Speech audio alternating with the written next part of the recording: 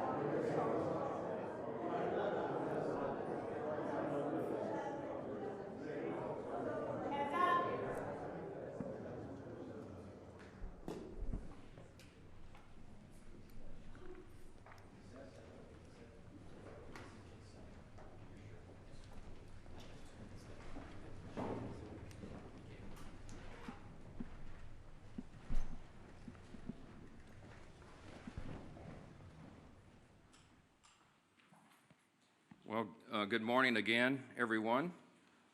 wanted to give you a couple of updates this morning.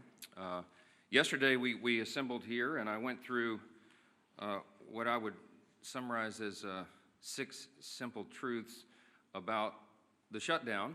I started with the background, a review of how we got to where we are, and then talked with you about the Democrats' counter-proposal and some of the absurd things that they've been demanding to reopen the government. And then I gave you an update on the current status. We did some questions. Well, sadly, that status has not changed. As you know, last night, the Senate Democrats, the same group, voted again to keep the government closed. So that was their 5th vote to shut the government down on the American people. It is regrettable and sad, and real pain is being felt by real people because of these political shenanigans. So today, instead of the 6 simple truths, I'm going to give you 5 key facts, okay? And then we'll do some questions. I'll be more brief today. I do think it is incumbent upon us to mark the tragic anniversary of October 7. And I'll just say just a very brief word about that. There's a lot that could be said. But there are protests right now around the country and around the world against Israel. And it makes no sense. We have to remember what October 7th marks. It was a massacre. You had 1,200 people that were murdered, many of them tortured and raped. I mean, just the most heinous crimes. Bloodthirsty Hamas terrorists went into villages of Jewish people in Israel and murdered babies and put them in ovens. It's unspeakable, and I won't go into the gross detail of what happened, but it was just terribly, terribly tragic. And then, of course, they kidnapped 250 people. It was the darkest day for the Jewish people since the Holocaust. And these are objective facts, and right now there are people protesting against Israel for fighting a war to defend their people and their homeland. And I would just say this very brief. I was on a radio interview this morning at WABC in New York. One of my friends there is Sid Rosenberg, and he is the host of that program, and he is himself Jewish. And we were talking about this, and we were talking about the good versus evil thing, and he said a lot of Jewish people today are dejected because they see these protests around the globe and against the wrong side. And I just said to Sid, and I'll read it to you. I brought my Bible in here this morning. Let me just I said, Sid, I'm always comforted by this passage in the Psalms, the Old Testament, the Christian Old Testament, but this is the Psalm of the Jewish people, the Psalm of David, Psalm 37. And it says, commit your way to the Lord, trust in him, and he will do this. I'll read it to you. Trust in the Lord and do good, dwell in the land and enjoy safe pasture. Delight yourself in the Lord, and he will give you the desires of your heart. Commit your way to the Lord, trust in him, and he will do this. He will make your righteousness shine like the dawn, the justice of your cause like the noonday sun. It says, be still before the Lord and wait patiently for him. Do not fret when men succeed in their ways, when they carry out their wicked schemes. I told my friend Sid on the radio, and he was comforted by it, and I think others will be as well. We're all comforted by this. I know that the God of Abraham, Isaac, and Jacob is fully in control. We'll let that rest there. Let me talk about the shutdown here real quick, and I promised you just 5 fast facts, 5 key facts, okay? I'm going to start with Leader Schumer's record because he is leading the opposition, and he is the one telling the Democrats to keep the government shut down. Chuck Schumer has been in Congress for 44 years. He was first elected to the House in 1981. Just for reference, I was 9 years old. I was in the 3rd grade when Chuck Schumer came here to Congress. Throughout his entire career, he has been very, very consistent about the necessity of keeping the government open until just now. In fact, I want to read to you an excerpt from 7 months ago, his floor speech on March 13th, 2025. This is Senator Chuck Schumer in March of this year. Quote, on the Senate floor, while the CR bill is very bad, the potential for a shutdown has consequences for America that are much, much worse. I believe it is my job to make the best choice for the country to minimize the harms of the American people. Therefore, I will vote to keep the government open and not shut it down, unquote. Now, what was Chuck Schumer talking about? The exact same bill that is on the floor today. That's what he himself said. And he did vote to keep the government open. And then, during an interview with Jake Tapper on CNN following that vote, on March 14th of this year, he said, quote, I'm proud I did it. I know I did the right thing, unquote. That is Chuck Schumer himself. Today's the exact same scenario. It is the exact same vote. It is the exact same spending levels. And he has no reason whatsoever to do anything different. except for the politics. So that's fact number two. Fact number one was Schumer's record. Fact number two is his calculation today. It is purely about politics. He is recognizing the reality of the political winds changing in the state of New York. As I mentioned yesterday, they are likely to elect a Marxist to be the mayor of New York City, and Chuck Schumer is terrified by that. He's been in Congress a long time, and he is not the flavor of the day. He's not far enough left for the Marxist, and he knows he's going to get a challenge from his left flank. So he has to show a fight against President Trump, no matter how ridiculous it is, no matter how distracting it may be to the actual issues of the day. He's got to do that. Democrats have been in the political wilderness since last year's election. I got a couple of numbers for you here. Just over a week ago, Quinnipiac released the latest poll, the lowest favorability rating for the Democrat Party ever recorded. They're at about 30%. 30% favorability. Democrats have hit historic lows in poll after poll since the beginning of this year. Wall Street Journal poll, CNBC poll, the Pew survey, et cetera, et cetera. You've all seen it. Many of you reported on it, or have reported on it, and that is a fact that is inescapable. Third fast fact this morning, the Democrats' record on the CRs. You know about Chuck Schumer's record, but they've all done it.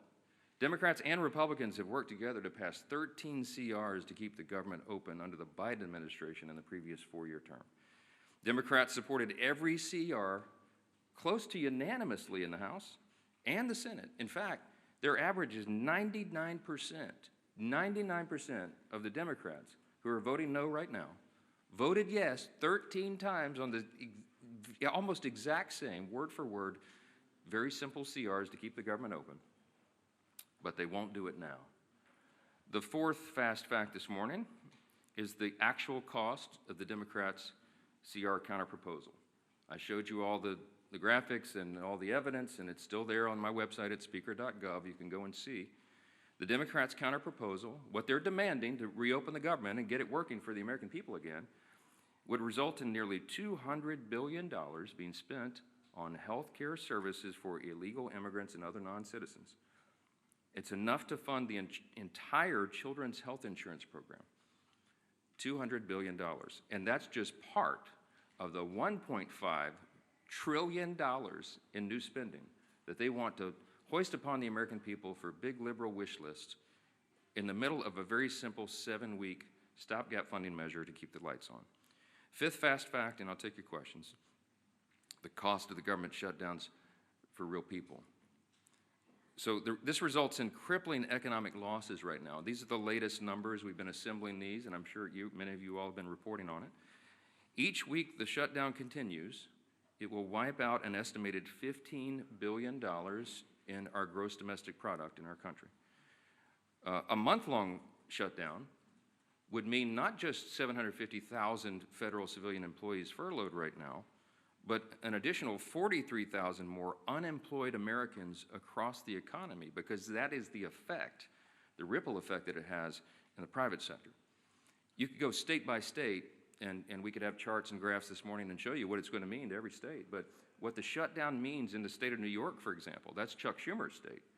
The impact there is a decline of $1.2 billion per month in GDP.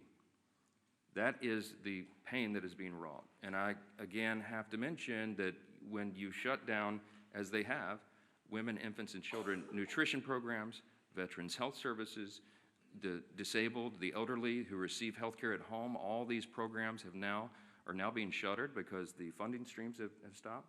We have troops, we have Border Patrol agents, TSA agents that are all serving, protecting all of us, protecting the country without pay right now.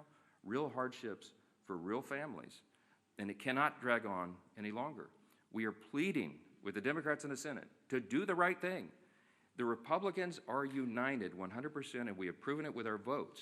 The President, the Republicans in the Senate, and of course the Republicans in the House have done the right thing. We have all advocated to keep the government open. We have all voted repeatedly over and over to keep the government open. And it comes down to the necessity of 60 votes in the Senate. We only have 53 Republicans. And so we have to have a handful of Democrats who will wake up and do the right thing and stop inflicting pain on the American people so that they can score political points. I'll take your questions. Yes, ma'am.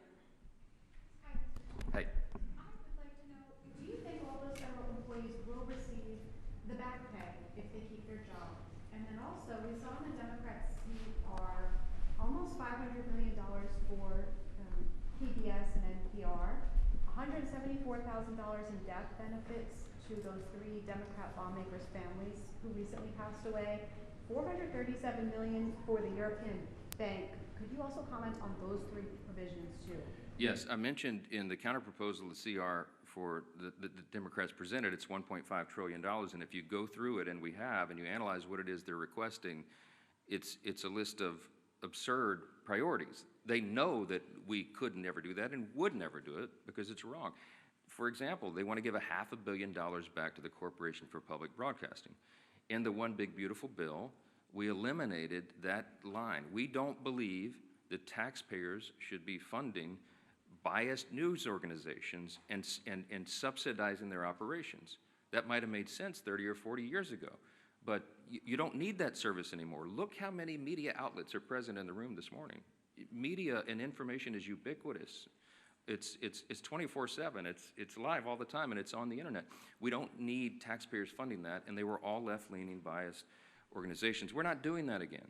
And some of these other priorities that you mentioned, there are many that we could list that are just outrageous. It has nothing to do with the current proposal to keep the government in operation for 7 more weeks so that we continue the appropriations process. We're trying to fund the government, and you need Republicans and Democrats to work together to get that done.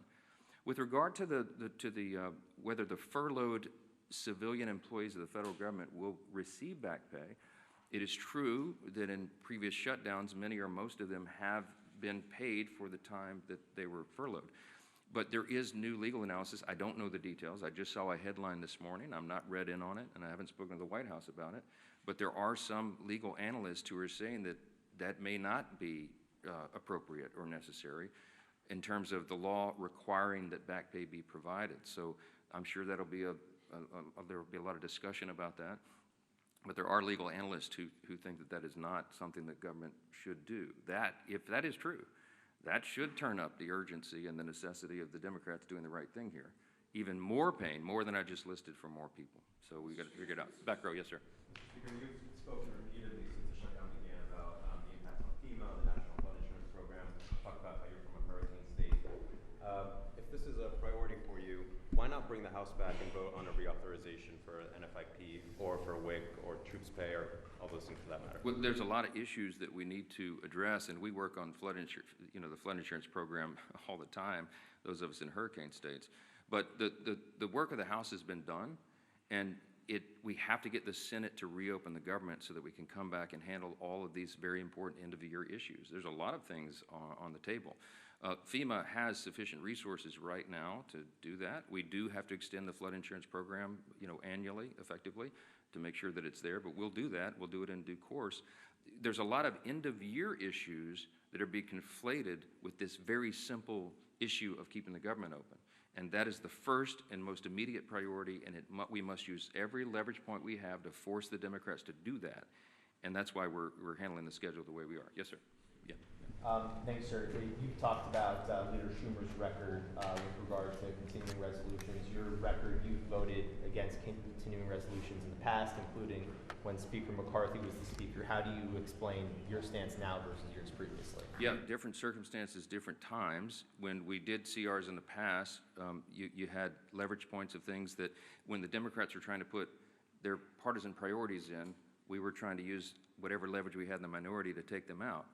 Very important distinction right now. We did not put in Republican priorities in the clean CR. I could have put some of our priorities or poison pills or things that Democrats had done in the past to us. We didn't. And that's why there's nothing to negotiate right now. People say, why aren't you negotiating? I don't have anything to offer. I can't go to a clean CR and say, let me pull off the Republican priority and make it more palatable for you, because we didn't add that in. It's simply a status quo continuance. One of the things we objected to back then was these were Biden-level policies and spending. I still object to that. But what I'm trying to do is keep the government open so that we can readjust those things. And as I gave you the long background yesterday, the summary of how we got to where we are, the appropriations process is working again. And we're going to be able to reprioritize federal spending, but we have to allow the time for that to continue, and we need 7 more weeks. But every day that they keep the government open, it gives us less time to finish the job. McCarthy was the speaker and you guys had a majority in 2023. Yeah, well, we had divided government as well, right? The Democrats were, Chuck Schumer was over here negotiating in the Senate, and that's what's so ironic about it. When we were in the Oval Office, Chuck Schumer looked the president in the eyes and said, I've always been very fair. I've always allowed the Republicans their priorities. And I just looked at him like, oh, what? I'm sitting right here. I was the guy you were negotiating with. I called him at the 11th hour, I remember very vividly, and asked him not to put in a terrible poison pill. It was a big Democrat priority that is outrageous to the conservatives. And he said, yeah, I'm sorry, Speaker, can't help you, and literally hung up on me, you know. So now he wants me to be a fair broker. I have been. I gave him much more grace than he ever deserved. Yes, sir. Jake, sorry. As a matter of principle, on the back pay, I mean, understanding that there are people who have opinions about everything and analysis about everything, do you believe as a matter of principle that furloughed workers should receive back pay? Yeah, I hope that the furloughed workers receive back pay, of course. We have some extraordinary Americans who serve the federal government, and they serve valiantly, and they work hard, and they serve in these various agencies doing really important work. I can tell you the president believes that as well. He and I have talked about this personally. He doesn't want people to go without pay, and that's why he pleaded with Chuck Schumer to do the right thing and vote to keep the government open. We don't want this to happen. The key point, the important point to remember here is this can stop right now. They'll get another opportunity to change course and open the government. And then we'll have all these policy debates, as we always do. This, again, is a deliberative body. We've got 535 individuals serving here between the Senate and the House. We've got to have the time to do all the deliberation, but you got to have the lights on to do it, and that's the whole point. Yes, sir. Some of your own members have expressed concern about the expiration of the ACA tax credits. Marjorie Taylor Greene has been the latest one. There are concerns that when they expire, premiums for millions of Americans would skyrocket. Why not begin negotiations on that issue right now? Because the government is closed, and as I mentioned, that's a December 31 issue. There are lots of conversations and deliberations and discussions right now, even bipartisan amongst members, about necessary changes that would have to be made, pretty dramatic changes, to even have that considered on the floor. But look, I'm not going to forecast the outcome of that. The whole point is you keep the government open, and then we have those discussions. We were always planning to have those discussions in the month of October. That's how the process works. And this is a very complicated issue. It's not a simple one. And you have, as I mentioned, there's probably 400 different ideas on the table of how to modify, change, or improve that if it is indeed going to be extended. And there's lots of concern all the way around. But there's no way that if four of us can go in a room and just snap our fingers and say, oh, here's the solution, let's get it done. We haven't had time to do that. And so we will, but we have to get the lights back on and get everybody here working again in their committees, through their processes, and on the floor in order to have fruitful conversations about that. So we'll hope that we'll do it. Yes, sir. Congresswoman Green specifically said that Republicans do not have a plan to deal with health care. Congresswoman Green does not serve on the committees of jurisdiction that deal with those specialized issues, and she's probably not read in on some of that because they've still been sort of in their silos of the people who specialize in those issues. When we get the conference back and when everybody's back together, we'll go through a lot of that. I mean, I've spoken personally to a number of members in the last 3 days, Republicans, from the most conservative member to the more moderate member, with their various ideas on that. There's a lot of work that's been done on that. It's implied as if this has been some sort of ignored issue. It's not that at all. Okay, but everybody's entitled to their opinion. I mean, not everyone knows everything. Congress is a very complex organization, operation, institution with lots of things going on in lots of different areas of committees of jurisdiction. And no one member has read in on everything that happens because that would be an impossible amount of information. Yeah, let me go front row. Yes, sir. President Trump yesterday expressed a willingness to work with Democrats on the health care issue. You say that's not going to happen so long as the government is shut down. Does that change your calculus that the president says that he wants to see some kind of a negotiation or discussion on this, even if the government is shut down? Yeah, I don't know if you saw his truth after that was reported, but he made very clear that, yes, he's happy to sit down and talk with Democrats about health care or anything as soon as they reopen the government. And we are 100% consistent and united on that. I spoke to the president at length yesterday about that very thing, And yes, he wants to solve problems. The president is a deal maker. He likes to figure these things out and works towards solutions, and that's why he's a bold, strong leader that America needs right now. I'm excited to work with him on that. I have the exact same opinion and position. But again, none of this can happen until the Democrats stop inflicting pain on the American people and turn the lights back on in Congress and get everybody back to work. I certainly pray and hope that they will do that and they don't drag this on for political purposes. Thank you all so much. Mr. Speaker, when will you swear in Ms. Grijalva?